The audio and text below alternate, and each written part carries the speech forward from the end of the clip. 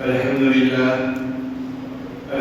نحمده ونستعينه ونستغفره ونؤمن به ونتوكل عليه ونعوذ بالله من شرور أنفسنا ومن سيئات أعمالنا من يهده الله فلا مضل له ومن يضلل فلا هادي له ونشهد أن لا إله إلا الله وحده لا شريك له ونشهد أن سيدنا ومولانا محمدا عبده ورسوله أما بعد فقد قال الله تبارك وتعالى في القرآن المجيد والفرقان الحميد فأعوذ بالله من الشيطان الرجيم بسم الله الرحمن الرحيم أينما تكونوا يدرككم الموت ولو كنتم في بروج مشيدة وقال الله تعالى لكل أمة أجل فإذا جاء أجلهم لا يستأخرون ساعة ولا يستقدمون صدق الله مولانا العظيم وصدق رسوله النبي الكريم ونحن على ذلك من الشاهدين والشاكرين والحمد لله رب العالمين. قابل قدر لائق عزت احترام عزیز اور دوستوں میرے بھائیوں بزرگوں، اللہ کا کرم ہے، اللہ کا فضل ہے ہم تمام لوگوں پر کہ اللہ نے نماز جمعہ ادا کرنے کے لیے یہاں جمع فرمایا. اللہ ہمارے جمع ہونے کو قبول فرمائے. اللہ تبارک تعالیٰ نے اس دنیا میں ہمیں بھیجا ہے اور یہ وعدہ کر کے بھیجا ہے کہ تمہیں دنیا میں جو زندگی گزارنی ہے وہ ہمیشہ والی زندگی نہیں ہوگی، بلکہ دنیا میں تم کو چند سالہ زندگی گزارنی ہے اور پھر اس کے بعد تمہیں ہمارے پاس آنا ہے. لیکن یہ جو دنیا تم کو دے رہے ہیں، تمہارے باپ عالم کو جو ہم نے جنت سے نکال کر کے دنیا میں بھیجا ہے اور اسی وقت وعدہ کیا تھا اگر آپ کی اولاد نے اچھے اعمال کیے تو جس جنت میں آپ رہ رہے ہیں وہ جنت ہم عطا کریں گے، اور اگر آپ کے اولاد کے اعمال اچھے نہیں ہوئے تو پھر ہم جہنم میں اس کو ڈالیں گے. اللہ نے اس دنیا کو اس لیے بنایا ہے کہ اس میں ہم عمل کریں، جیسے ہمارے اعمال ہوں گے اللہ تعالیٰ ویسے ہمارے فیصلے فرمائے گا. انسان ہر چیز کا منکر ہے، یہاں تک کہ اللہ کا بھی منکر ہے. اللہ کوئی چیز نہیں ہے، اس دنیا کو چلانے والا کوئی نہیں ہے، بس یہ دنیا بنی ہے اور پھر آخر میں ختم ہو جائے گی. ایسے لوگ بھی ہیں، لیکن جب ان سے موت کے بارے میں پوچھیے، موت کے تعلق سے گفتگو کیجیے تو وہ بھی بولتے ہیں کہ موت آ کر رہے گی. اس سے ان سے سوال کیا جاتا ہے کہ آپ سے آخر آپ کو موت دینے والا کون ہے؟ کوئی تو ذات ہے جو آپ کو موت دے گی؟ تو وہاں بے بس ہو جاتے ہیں. بہرحال قرآن کریم نے اس کے بارے میں کیا نقشہ کھینچا ہے، اور پھر انسان جو یہ سوچتا ہے کہ مرنے کے بعد زندگی نہیں ہے، اس کے اوپر بھی روشنی ڈالنی ضروری ہے تاکہ انسان کو یقین ہو جائے کہ مرنے کے بعد ہمیں زندہ کیا جائے گا اور ہم سے حساب لیا جائے گا. جب یہ دماغ میں بیٹھ جائے گا، دماغ میں یہ بات آ جائے گی، دل اس کو قبول کر لے گا تو یقین جانیے انسان اچھے اعمال کرنے کی کوشش کرے گا اور برے اعمال سے بچنے کی کوشش کرے گا. اللہ نے کیا کہا؟ اینما تکونوا یدرککم الموت ولو کنتم فی بروج مشیدہ، تمہیں موت آ کر رہے گی چاہے تو سیسا پلائی دیوار کے اندر کیوں نہ چھپ جاؤ، ہر جگہ موت آ کر رہے گی. سب کو موت آئی ہے، ہمارے باپ آدم کو بھی موت آئی، بڑے بڑے انبیاء کرام تشریف لائے، سب کے اوپر موت واقع ہوئی ہے، موت طاری ہوئی ہے، سب کو اس دنیا سے رخصت ہونا ہے.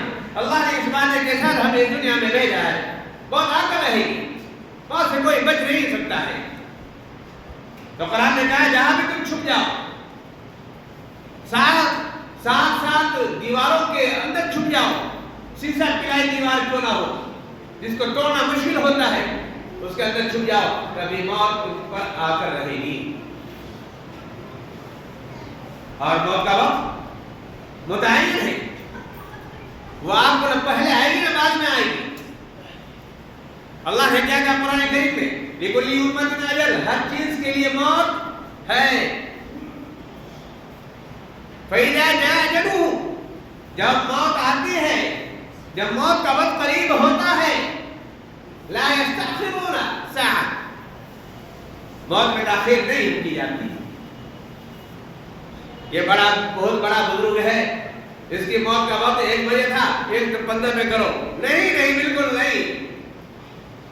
بڑے بڑے نبیوں کو وقت نہیں دیا گیا، وقت پر موت آئی ہے. تو ہم اور آپ کون ہیں؟ یہ موت ایسی چیز ہے جو ہر انسان اس کا اقرار کرتا ہے اور اس کو قبول کرتا ہے کہ موت آ کر رہی ہے، اور موت اپنے وقت پر آ کر رہی ہے. فَإِذَا جَاءَ أَجَلُهُمْ لَا يَسْتَأْخِرُونَ سَاعَةً وَلَا يَسْتَقْدِمُونَ. موت میں نہ تاخیر ہوگی اور نہ تقدیم ہوگی، نہ پہلے موت آئے گی نہ بعد میں موت آئے گی.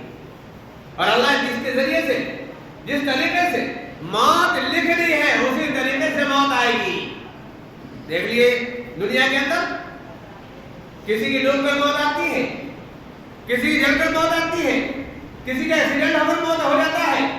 موت کا وقت مقرر ہے، اور جیسے مقرر اللہ نے کر رکھا ہے ویسی موت آئے گی. اللہ تبارک تعالیٰ نے قرآن کریم کے اندر فرمایا کل نفس ذائقۃ الموت، ہر نفس کو موت کا مزہ چکھنا ہے، اس سے کوئی نہیں بچ سکتا.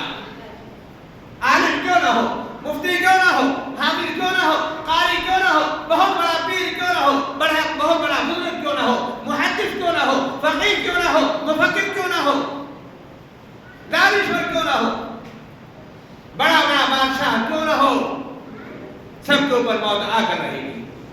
موت سے کوئی بچ نہیں سکتا. میرے محترم بزرگوں سے آج آپ کے سامنے میں یہاں بیان کر رہا ہوں، کب وہ موت آ جائے کچھ پتا نہیں. ایک میں نے ویڈیو دیکھی تھی، قاری صاحب تلاوت کر رہے ہیں تبارک الذی بیدہ الملک وہو علی کل شیء قدیر. بہترین قاری ہے. الذی خلق الموت والحیاۃ لیبلوکم ایکم احسن عملا. اس آیت کو پڑھتے پڑھتے ان کے اوپر موت واقع ہوئی. کیا بہترین موت ہے. اللہ تعالیٰ ایسی موت ہمیں بھی عطا فرمائے. یہ موت کب آتی ہے ایسی؟ جس کا جتنا لگا ہوتا ہے ویسے ہی معاملات اللہ تعالیٰ موت کے وقت پیش کرتا ہے. اپنے حالات ہم درست کریں، اپنی زبانوں پر استغفار اور قرآن کریم کے پڑھنے کی عادت ڈالیں، ذکر و اذکار میں مشغول رہیں، تو انشاءاللہ موت کے وقت بھی حالات ایسی آئیں گے جو زندگی میں حالات ہمارے گزر رہے ہیں. حضرت خضر علیہ السلام کا واقعہ لکھا ہے. بخت نصر بادشاہ گزرا ہے، بہت بڑا بخت نصر بادشاہ گزرا، بہت بڑا بادشاہ ہے.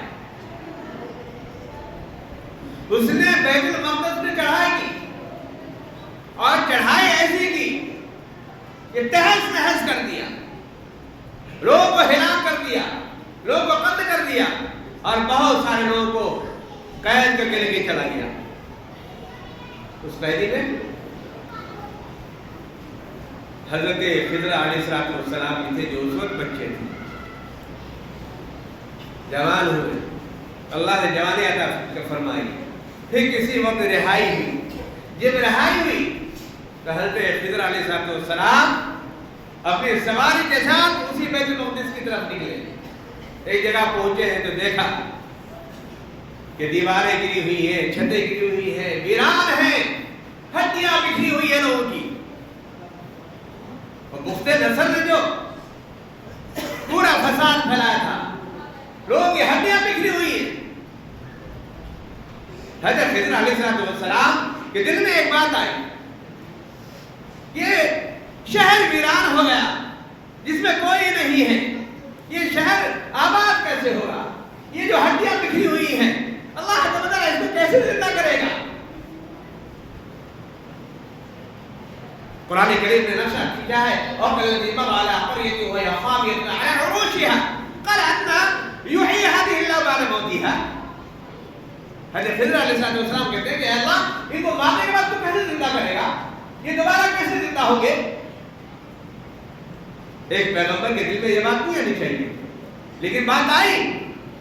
اللہ کو ایک نمونہ پیش کرنا تھا ہمارے سامنے کہ موت کیسے آئے گی اور کیسے اللہ تعالیٰ زندہ کرے گا، ایک مثال قائم کرنی تھی۔ اللہ تعالیٰ نے حضرت خضر علیہ السلام کے ذریعے، یہ حضرت عزیر علیہ السلام کے ذریعے ہمیں وہ نمونہ پیش کیا۔ حضرت عزیر علیہ السلام جب یہ بات کہی، قال انا یحیی ھذہ اللہ بعد موتہا، کہ اللہ ان کے مارنے کے بعد تو زندہ کیسے کرے گا؟ اللہ تو ہر چیز پر قادر ہے، جب چاہے ہماری سانسیں روک دے، جب چاہے دنیا کا نظام روک دے۔ جب نبی صلی اللہ علیہ وسلم کو معراج پر بلایا تو ساری دنیا کا نظام روک دیا، سارے اوقات کو روک دیا۔ اللہ جو چاہے کر سکتا ہے۔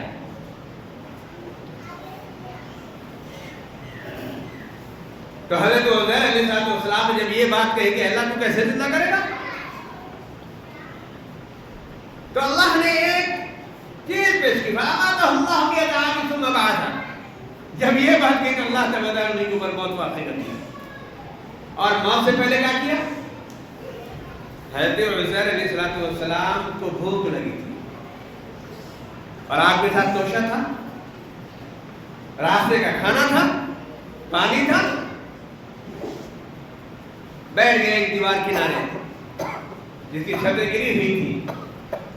حضرت عزیر علیہ السلام نے روٹی نکالی، روٹی کے ٹکڑے کیے، اور آپ کے پاس انگور تھا، انگور کو نچوڑا اور روٹی کو اوپر ٹپکا دیا، روٹی کو اوپر ٹپکا دیا تاکہ روٹیاں تر ہو جائے اور انگور کی مٹھاس سے روٹی بھی میٹھی ہو جائے تاکہ کھانے میں آسانی ہو جائے۔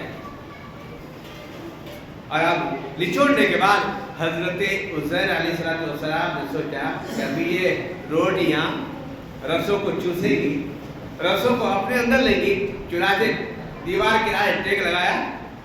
تو اللہ کو کیا کرنا تھا؟ یہ تو بہانہ تھا۔ ٹیک لگایا، اللہ تعالیٰ نے روح قبض کر لی، فَأَمَاتَهُ اللَّهُ، روح قبض کر لی، روح کو نکال دیا۔ اللہ تعالیٰ نے اس بیچ میں بیت المقدس کو آباد بھی کر دیا، لوگ آباد ہو گئے، شہر آباد ہو گیا۔ اس کے بعد حضرت عزیر علیہ السلام کو اللہ تعالیٰ نے فَأَمَاتَهُ اللَّهُ مِئَةَ عَامٍ ثُمَّ بَعَثَهُ، قَالَ كَمْ لَبِثْتَ، اللہ تعالیٰ کہتا ہے کہ ہم نے ان کے اوپر 100 سالہ موت طاری کر دی۔ کتنے سالہ؟ 1-2 سال نہیں، 100 سالہ موت طاری کر دی۔ فَأَمَاتَهُ اللَّهُ مِئَةَ عَامٍ ثُمَّ بَعَثَهُ، 100 سال کے بعد اللہ تعالیٰ ان کو زندگی دیتا ہے، روح ڈالتا ہے۔ روح ڈالنے کے بعد اللہ تعالیٰ پوچھتا ہے، اے عزیر یہاں کتنے دن تھے؟ کتنے دن تھے؟ ثم بعث قال كم لبثت، اے عزیر یہاں کتنے دن تھے؟ کتنے دن رکے رہے؟ حضرت عزیر علیہ السلام کہتے ہیں قال لبثت یوما او بعض یوم، میں اشراق کے بعد یعنی دوپہر سے پہلے میں لیٹا تھا، مجھے نیند آ گئی، اور اب جب میں جاگ رہا ہوں تو سورج ڈوبنے سے پہلے یعنی عصر کی نماز سے پہلے میری آنکھ کھلی ہے۔ یا تو آج ہی کا دن ہے، یا ہو سکتا ہے کہ ایک رات میں سو گیا ہوں اور بعد میں 2 سال میں ہو سکتا ہوں۔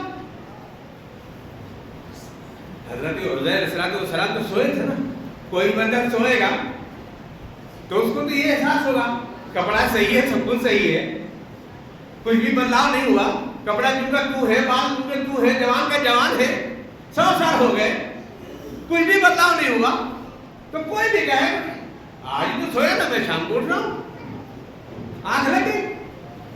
اللہ نے کہا قال بل لبثت مئة عام، اے عزیر تم 1 دن یا 2 دن نہیں، قال بل لبثت 100 عام، 100 سال تم یہاں رہے ہو، 100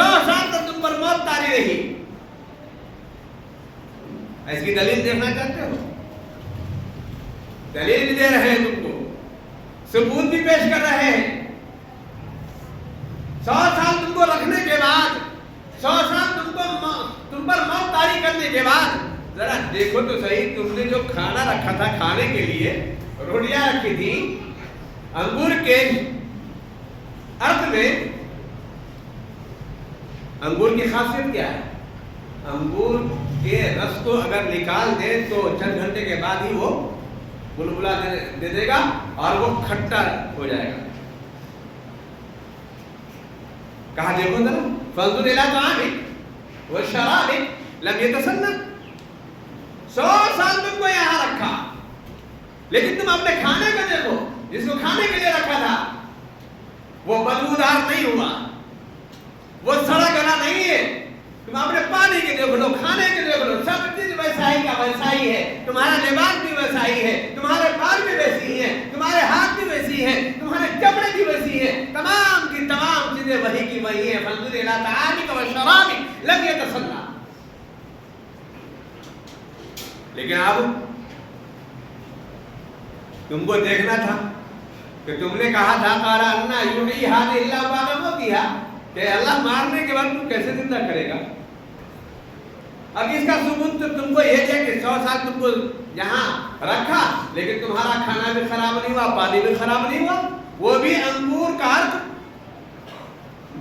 کا نچوڑا ہوا روٹی کے اوپر سڑا نہیں۔ انگور تو ایسے ہی سڑ جاتا ہے جلدی سے، یہ سڑا نہیں۔ دیکھو میری قدرت دیکھو۔ اس کے بعد اللہ تعالیٰ نے کہا اب جو تمہارے ساتھ جس پر تم سفر کر رہے تھے، یہ تو پانی کا معاملہ ہے، کھانے کا معاملہ ہے، تمہارا معاملہ ہے، جس پر تم سفر کر رہے تھے وہ کہاں ہے؟ وانظر الی حمارک، تمہارا گدھا کہاں ہے جس پر تم سفر کر رہے تھے؟ وانظر الی حمارک، تمہارا گدھا نظر نہیں آتا، اس کی ہڈیاں پڑی ہوئی ہیں۔ اللہ کہتا ہے وانظر الی حمارک ولنجعلک آیۃ للناس، وانظر الی العظام کیف ننشزها ثم نکسوها لحما ولنجعلک آیۃ للناس۔ یہ جو ہم نے تمام واقعات بیان کیے، کیوں بیان کیے؟ ولنجعلک آیۃ للناس، تاکہ لوگوں کے لیے نمونہ ہو جائے کہ مرنے کے بعد تم کو زندہ ہونا ہے، اللہ تم کو زندہ کرے گا، تمہارے اعمال کے حساب و کتاب لے گا، تم سے پوچھے گا کہ تم نے زندگی کیسے گزاری تھی، تم نے جوانی کہاں گزاری تھی، مال کمایا وہ مال کہاں ختم کیا تھا، ہم نے تم کو زندگی عطا کی تو تم نے اس کو کس طریقے سے اس زندگی کو ختم کیا۔ وَلِنَجْعَلَكَ آیَةً لِلنَّاسِ وَانظُرْ إِلَى الْعِظَامِ۔ اب دیکھو گدھے کی ہڈی کی طرف حکم ہوا اللہ کا، ہڈیاں جو بکھری پڑی تھی، اللہ کا حکم ہوا ہڈیاں ملنی شروع ہوئی، ہڈیاں ملنی شروع ہوئی، ہڈیاں مل گئی۔ وانظر الی العظام، اب دیکھو ہم اس کے اوپر گوشت کیسے چڑھاتے ہیں۔ اللہ کا حکم ہوتا ہے گدھے پر گوشت کرنا شروع ہو جاتا ہے۔ اللہ کہتا ہے کہ دیکھتے رہو کیف ننشزها ثم نکسوها لحما، ہم کس طریقے سے اس کے اوپر گوشت چڑھاتے ہیں، اس کے اوپر کھال چڑھاتے ہیں، پھر اس کے اوپر بال چڑھاتے ہیں، دیکھتے رہو تم۔ ہم یہ سوچ رہے ہیں کہ مرنے کے بعد دوبارہ زندہ نہیں ہوں گے، جو کرنا ہے کر لو، جس کے مال و دولت کو لوٹنا ہے لوٹ لو، دوسرے کی زمین پر قبضہ کر لو، دوسرے کی عزت سے کھلواڑ کر لو، دوسرے کی عزت کو اچھال دو، بہنوں کا حق مار لو، بھائیوں کا حق مار لو، والدین کو ستاؤ۔ یہ آیتیں ہمیں بار بار بتا رہی ہے کہ تم کو مرنے کے بعد حساب دینا ہوگا۔ تم نے کس کس کا حق مارا ہے، کس کس کو ستایا ہے، کس کس کو اجاڑا ہے، کس کس کے اوپر ظلم کیا ہے، تمام چیزوں کا حساب ہمیں قیامت کے دن اللہ کے سامنے حساب دینا پڑے گا۔ اللہ نے حکم دیا، تمام چیزیں لگئی گدھے کے اوپر۔ وانظر الی العظام کیف ننشزها ثم نکسوها لحما۔ عجب तमाम चीजें लग गई, अल्लाह ने रूह डाली। जब रूह डाली तो गधा क्या करता है? गधे की आवाज सुनिए ना भाई, शहर वाले बहुत कम सुनते हैं, गधे देखे नहीं, यूपी में गधे बहुत है, राजस्थान में गधे बहुत है। तो गधे की आवाज जो होती है, जब वो उसके ऊपर अल्लाह ने उसके अंदर रूह डाली तो बस गधा जब जिंदा हुआ तो उसने अपनी आवाज जो निकाली, क्या कहना है? तो क्या कहा हजरत उज़ैर अलैहिस्सलाम ने? जब तमाम चीजें अपने सामने देख ली कि किस तरीके से हड्डियां लगी, किस तरीके से गोश्त चढ़ा, किस तरीके से चमड़ा चढ़ा, किस तरीके से उसके ऊपर बाल आए, फिर अल्लाह ने रूह डाली तो उसने आवाज निकाली, फलम्मा तबय्यन लहू क़ाल अअलम। या अल्लाह, मुझे कोई एतराज नहीं था कि तू जिंदा नहीं कर पाएगा, ये तो मुझे यकीन और भरोसा था तू जिंदा करेगा, मरने के बाद दोबारा जिंदा करेगा, मुझे पूरा एतमाद और भरोसा था। जर्रा बराबर भी मेरे यकीन में कहते हैं जमाहट नहीं थी, मुझे मुकम्मल एतमाद और भरोसा था। लेकिन फलम्मा तबय्यन लहू क़ाल अअलम, लेकिन मैं जानना चाहता था, मैं जानना चाहता था, देखना चाहता था, मुशाहिदा करना चाहता था कि तू कैसे जिंदा करेगा। अल्लाह तुमने दिखा दिया, क़ाल अअलम अल्लाह अला कुल्ली शैइन क़दीर, बेशक तू हर चीज पर कादिर है। इसलिए मेरे भाइयों बुजुर्गों, किसी का माल हड़प कर रखा है तो माल दे दो, किसी की जमीन पर कब्जा कर रखा है तो जमीन छोड़ दो, बहनों का हक मार रखा है तो बहनों का हक अदा कर दो, भाई का हक मार रखा है तो भाई का हक अदा कर दो। अल्लाह के यहाँ आप कुछ लेकर नहीं जाएंगे। किसके लिए मार रहे हैं? औलाद के लिए। यह औलाद आपका हिसाब नहीं देगी, आपको अपने आमाल का हिसाब देना पड़ेगा। फमन यअमल मिस्काल ज़र्रतिन खैरन यरा वमन यअमल मिस्काल ज़र्रतिन शर्रन यरा। जिसने जर्रा बराबर की भलाई का काम किया होगा उसको उसका बदला मिलेगा, और जिसने जर्रा बराबर की शर का काम किया होगा, फसादी का काम किया होगा, उसको उसका फल मिलेगा। तो अल्लाह के सामने हम कैसे जाना चाहते हैं? कैसे जाना चाहते हैं? अच्छे आमाल लेकर के या बुरे आमाल लेकर के? हम अपने रिश्तेदारों के यहाँ तोहफे लेकर कैसे जाते हैं? गंदी चीजें लेकर जाते हैं कि अच्छी चीजें लेकर जाते हैं? ये तोहफा लेकर चलना है मैं अल्लाह के बाद, तो अच्छी चीजें लेकर चलिए मेरे भाइयों। अपने आमाल हम दुरुस्त करें, अल्लाह के बाद से हम समझ जाए, हमें अपने आमाल का हिसाब देना पड़ेगा। दूसरे के अमाल का हिसाब आपको नहीं देना होगा, न बेटे का, न बेटी का, न बीवी का, न माँ बाप का, किसी का हिसाब नहीं देना पड़ेगा। आपको अगर जवाब देना पड़ेगा तो अपने अमाल का हिसाब देना पड़ेगा। जिसके लिए आप ये माल जमा कर रहे हैं, मरने के बाद ये आपको याद नहीं रखेंगे, भूल जाएंगे। हम भूल जाते हैं अपने वालिदैन को, जिन्होंने बड़ी मशक्कत और मेहनत के साथ हमें परवान चढ़ाया है, हम भूल जाते हैं। तो किसके लिए जमा कर रहे हैं? इसलिए मेरे भाइयों, धोखाधड़ी से अगर माल किसी का रखा है तो अल्लाह के बाद से दे दीजिए। जमीन पर कब्जा किया है तो वो दे दीजिए। दोस्तों का हक मार रखा है उसको दे दीजिए। क्यों?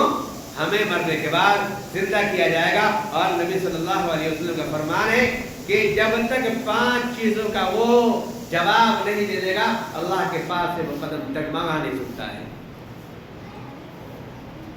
तो अल्लाह तआला से हम दुआ करें कि अल्लाह तआला हमें सही अमल करने की तौफीक अता फरमाए, और अगर हमने किसी के हक को मार रखा है वो हक वापस करने की तौफीक अता फरमाए। व आखिरु दावाना अल्हम्दुलिल्लाहि रब्बिल आलमीन। सुन्नत पढ़ ले भाई।